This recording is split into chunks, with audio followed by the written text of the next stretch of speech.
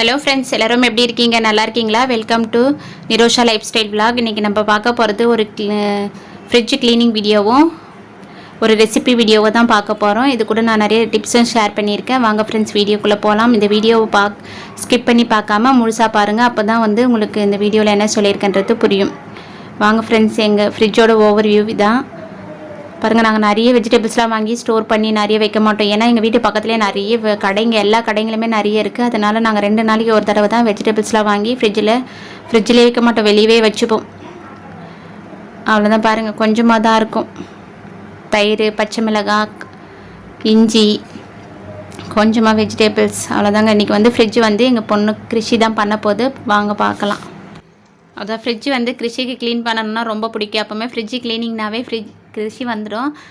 வாங்க அவங்க எப்படிலாம் க்ளீன் பண்ணுறாங்கன்னு பார்க்கலாம். ஃபஸ்ட்டு வந்து அதில் இருக்க எல்லா திங்ஸையும் எடுத்து கீழே வச்சாச்சு. கீழே வச்சுட்டு அதில் இருக்க ட்ரேஸ் எல்லாத்தையும் கீழே எடுத்து வச்சு கழுவிட்டோம்னா ஃப்ரிட்ஜ் வந்து சூப்பராக க்ளீன் ஆகிடும். உங்கள் வீட்டை குட்டீஸ் இருந்தாங்கன்னா கீழேவும் ஃப்ரிட்ஜ் இருந்தால் எப்போவுமே அழுக்காக தான் இருக்கும். மேலேயும் சேர்த்து க்ளீன் பண்ணிக்கலாம். உங்கள் பிள்ளைங்கள ரொம்ப செல்லமாக வளர்க்குறத விட்டுட்டு அவங்களுக்கு இது மாதிரி சின்ன சின்ன க்ளீனிங் வேலையெல்லாம் சொல்லி கொடுத்தீங்கன்னா அவங்க இன்ட்ரெஸ்ட்டாக செய்வாங்க. ஏன்னா ஸ்கூல் போயிட்டு எப்போவுமே படிச்சுட்டு டயர்டாக இருப்பாங்க. அவங்களுக்கு வந்து இந்த மாதிரி சின்ன சின்ன வேலையெல்லாம் கொடுத்தீங்கன்னா அவங்க இன்ட்ரெஸ்ட்டாக சூப்பராக செய்ய ஆரம்பிச்சுடுவாங்க. சின்ன வயசுலேயே பழக்கினா தான் நம்மளுக்கும் நல்லது. பாருங்கள், ஒரு துணி எல்லாத்தையும் எடுத்து கீழே வச்சுட்டு இதுக்கு வந்து நான் ஒரு சின்ன லிக்விட் ஒன்று பண்ண போகிறேன். அப்போ தான் அதில் இருக்க அழுக்கு எல்லாம் வந்து சூப்பராக க்ளீனாகி வந்துடும். இதில் வந்து கொஞ்சமாக வினிகர், கொஞ்சமாக பேக்கிங் சோடா, லெமன் இருந்தால் ஊற்றிக்கலாம். லெமன் இல்லாததுனால நான் கொஞ்சமாக விம் ஜெல் ஊற்றிருக்கேன். அவ்வளோதான். இது எல்லாத்தையும் மிக்ஸ் பண்ணிவிட்டு ஒரு ஸ்பாஞ்சில் தொட்டு ஃப்ரிட்ஜு ஃபுல்லாக தேய்ச்சிட்டு ஒரு துணியை வச்சு தொடச்சி எடுத்துட்டோம்னா ஃப்ரிட்ஜு வந்து சூப்பராக க்ளீன் ஆகிடும். ஃப்ரிட்ஜை சுற்றி இருக்க அந்த பெல்ட்டு மாதிரி இருக்கும் அதில், அது வந்து ரொம்ப அழுக்காக இருந்துச்சுன்னா பாருங்கள், எங்களது ரொம்ப அழுக்காக இருக்குது. நான் எப்போவுமே க்ளீன் பண்ணிடுவேன். இப்போ ரொம்ப நாளாக க்ளீன் பண்ணாதனால எவ்வளோ அழுக்கு சேர்ந்துருக்கு பாருங்கள். அதை வந்து கொஞ்சமாக பேஸ்ட்டு, கொஞ்சம் தண்ணி கலந்து ஒரு ப்ரெஷ்ஷு வச்சு அதை தேய்ச்சோம்னா சூப்பராக க்ளீன் ஆகிடும். அவ்வளோதான். அதை நல்லா தொடச்சி எடுத்துட்டு நம்ம அங்கேயே வந்து ஃபிக்ஸ் பண்ணிக்கலாம். பாருங்கள் எவ்வளோ அழுக்கு இருக்குது. ஈஸியாக வந்துடும். ரொம்ப கஷ்டப்பட்டு தேய்க்க வேண்டியதில்லை. இந்த பேஸ்ட்டு கொஞ்சம் தண்ணி மிக்ஸ் பண்ணி தேய்ச்சி பாருங்கள். ஃப்ரிட்ஜு வந்து சூப்பராக க்ளீன் ஆகிடுச்சு. தொடச்சிட்டு அதையும் நான் ஃபிக்ஸ் பண்ணிட்டேன். பாருங்கள் எவ்வளோ க்ளீனாக இருக்குது பாருங்கள். எவ்வளோ அழுக்காக இருந்துச்சு, இப்போ எவ்வளோ க்ளீனாக இருக்குது பாருங்கள். நீங்கள் அடிக்கடிக்கு அதை அவுத்து க்ளீன் பண்ணல. ஒரு 3 மாதத்துக்கு ஒரு தடவை அதை பெல்ட் அவுத்துட்டு அதில் நல்லா தேய்ச்சி கழுவி அங்கே ஃபிக்ஸ் பண்ணிக்கலாம். சூப்பராக க்ளீன் பண்ணியாச்சு. நானும் போயிட்டு அந்த ட்ரேலாம் கழுவி காய வச்சுட்டு வந்துட்டேன். அதுக்குள்ளே ஒரு 5 நிமிஷம் காய்ஞ்சதுன்னா போதும். தண்ணியெல்லாம் வடிகட்டி சூப்பராக க்ளீன் ஆகிடும். பாருங்கள், அவ்வளோதான். இந்த ட்ரேலாம் காயிடும். வாங்க, ஃப்ரிட்ஜும் க்ளீன் ஆகிடுச்சு. இந்த ட்ரேலாம் கழுவி காய வச்சாச்சு. இப்போ போயிட்டு நம்ம ஒரு சமையல் ரெசிபி வீடியோ தான் பார்க்க போகிறோம். என்னென்னா இன்றைக்கி வந்து மண்சட்டியில் மீன் குழம்பும் ஃப்ரெஷ் ஃப்ரையும் பண்ண போகிறோம். வந்து கவலை மீன் குழம்பு தான் வைக்க போகிறேன். ஒரு சட்டியில் வந்து கொஞ்சமாக எண்ணெய் ஊற்றிட்டு காஞ்சதுக்கப்புறம் அதை கடுகு, வெந்தயம், சீரகெல்லாம் போட்டு தாளிச்சிட்டு மீன் குழம்புனாவே மண் சட்டியில் வச்சோம்னா சூப்பராக இருக்கும். இன்றைக்கி சாப்பிட்றதோட மறுநாள் சாப்பிடும் போது சூப்பராக இருக்கும். பாருங்கள், எல்லாத்தையும் போட்டு தாளிச்சிட்டு நான் எப்போவுமே வந்து கட் பண்ணி வச்ச பூண்டு போடுவேன். பெருசாக இருந்ததுன்னா அப்படியே சின்னதாக இருந்ததுன்னா நான் முழுசாக போட்டுப்பேன். பெருசாக இருக்கிறதுனால சின்ன சின்னதாக கட் பண்ணி வச்சுருக்கேன். அதையும் போட்டு வதக்கிட்டு சின்ன வெங்காயம் கட் பண்ணி வச்ச சின்ன வெங்காயம் தான் போடணுன்னு அவசியம் இல்லை. பெரிய வெங்காயம் கூட போட்டுக்கலாம்.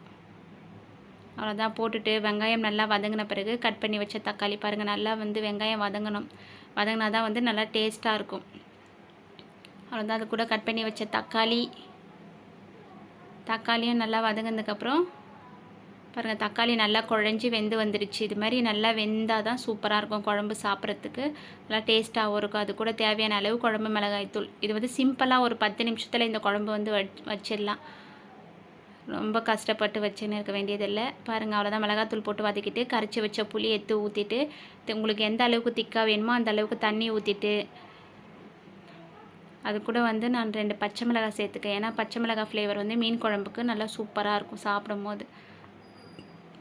நீங்கள் வதக்கும் போது கூட போட்டுக்கலாம். நான் இப்போ வந்து குழம்புலாம் ரெடி பண்ண பிறகு கொதிக்கிறதுக்கு முன்னாடி பச்சை மிளகாவும் பச்சை கருவேப்பிலையும் தூவிட்டா மீன் போடுறதுக்கு முன்னாடியே கொதிக்கும் போதே மீன் குழம்பு வாசனை சூப்பராக வந்துடும். அவ்வளோதான். குழம்பு வந்து எந்த அளவுக்கு திக்காக வேணுமோ அந்த அளவுக்கு நல்லா கொதித்து எண்ணெய் பிரிஞ்சு வந்துடுச்சு. அதுக்கப்புறம் க்ளீன் பண்ணி வச்ச மீன் அவ்வளோதாங்க, மீன் போட்டாச்சு. மீன் போட்டு ரொம்ப கலரி விடாமல், ரொம்ப நேரம் கொதிக்க விடாமல் ஒரு 2 நிமிஷம் கொதிக்க விட்டால் போதும். அவ்வளோதான், எல்லாத்தையும் போட்டாச்சு. போட்டுட்டு அது கூட வந்து கட் பண்ணி வச்ச கொத்தமல்லி, புதினா, கருவேப்பிலையும் கொத்தமல்லியும் போட்டு கொதிக்கும் போது போட்டுட்டு, நான் எப்போவுமே மீன் குழம்புக்கு இறக்கிறதுக்கு முன்னாடி 1 டீஸ்பூன் வந்து மிளகுத்தூள் சேர்த்துப்பேன். அது வந்து ஃப்ளேவர் வந்து சூப்பராக இருக்கும் சாப்பிட்றதுக்கு. பாருங்கள், 2 நிமிஷம் தான், ரொம்ப நேரம் கொதிக்க விடக்கூடாது. ஏன்னா மீனெல்லாம் கரைஞ்சிடும். அதனால் 2 நிமிஷம் கொதிக்க விட்டுட்டு அது கூட வந்து இறக்கிறதுக்கு முன்னாடி கொஞ்சமாக மிளகுத்தூள், ஏன்னா மிளகுத்தூளோட ஃப்ளேவர் வந்து மீன் குழம்புக்கு சூப்பராக இருக்கும். நான் எப்போவுமே சேர்த்துப்பேன். விருப்பம்னா சேர்த்துக்கலாம், இல்லைனா விட்டுடலாம். அவ்வளோதான். பாருங்கள், சேர்த்துட்டு எண்ணெய்லாம் பிரிஞ்சு வந்துடுச்சு. நான் ஆஃப் பண்ணிவிட்டேன். ஆஃப் பண்ண பிறகு கொதிச்சுன்னு தான் இருக்குது. நான் ஆஃப் பண்ணிவிட்டேன் அடுப்பை. அடுத்தது வந்து நெத்திலி மீன் வந்து ஃப்ரை பண்ண போகிறேன். பாருங்கள், சூப்பராக வாசனையாக மணக்க மீன் குழம்பு ரெடி ஆயிடுச்சு. அடுத்தது வந்து ஒரு தோசைக்கல்லை வச்சுட்டு, இது வந்து இந்த ஃப்ரை வந்து தோசைக்கல்லை பண்ணிங்கன்னா நல்லா மொறுன்னு சூப்பராக சாப்பிட்றதுக்கு அப்படி இருக்கும். அந்த முள்ளோடவே சாப்பிட்டுடலாம். குழந்தைங்க கூட அந்த முள்ளோடு சாப்பிடுவாங்க. ஏன்னா மீனோட முள்ளெல்லாம் வந்து நல்லா மொறுன்னு ஃப்ரை ஆகிடும்.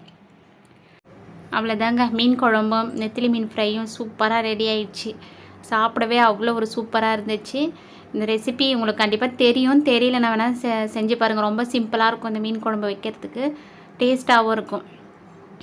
மசாலாலாம் வறுத்து அரைச்சின்னு இருக்க வேண்டியதில்லை. அந்த வீட்டில் இருக்க பொருளை போட்டு 2 சூப்பராக ரெடி ஆகிடுச்சு. அவ்வளோதாங்க, நாங்கள் மதியம் சாப்பிட்டு அதில் ஃப்ரிட்ஜில் எடுத்து க்ளீன் பண்ண பொருளை எடுத்து தொடச்சி எடுத்து அடுக்கி வச்சுட்டுனா ஃப்ரிட்ஜ் க்ளீனிங் வந்து சூப்பராக ரெடி ஆகிடும்.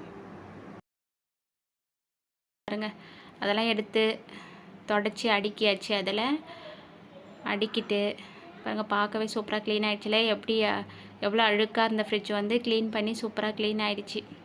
நீங்களும் உங்கள் வீட்டில் சின்ன பசங்களாக இருந்தாங்கன்னா, பாய்ஸு கேர்ள்ஸுன்னு இல்லை, யார் வேணாலும் க்ளீனிங் வேலையை வந்து பார்க்கலாம். அவங்களுக்கு வந்து இந்த மாதிரி வேலைங்களை சின்ன வயசுலேயே சொல்லி கொடுத்துட்டிங்கன்னா அவங்க வளர வேலைங்களை சுத்தமாகவும் செய்வாங்க, நல்லா சூப்பராகவும் செய்வாங்க.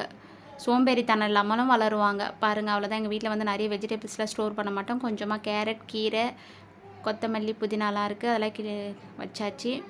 இதில் வந்து பச்சை மிளகாய், இஞ்சி, தயிர் அது மாதிரி இருக்குது. இந்த 2 டப்பாவிலேயே மாவு இருக்குது. நான் ரொம்ப மாவு அரைச்சி ஸ்டோர் பண்ண மாட்டேன். இதில் 2த்துலேயும் கொஞ்சமாக ஊற்றி வச்சுட்டு ஒரு நாளைக்கு தேவையான அளவு மாவு மட்டும் ஊற்றி வச்சு காலி பண்ணிடுவேன்.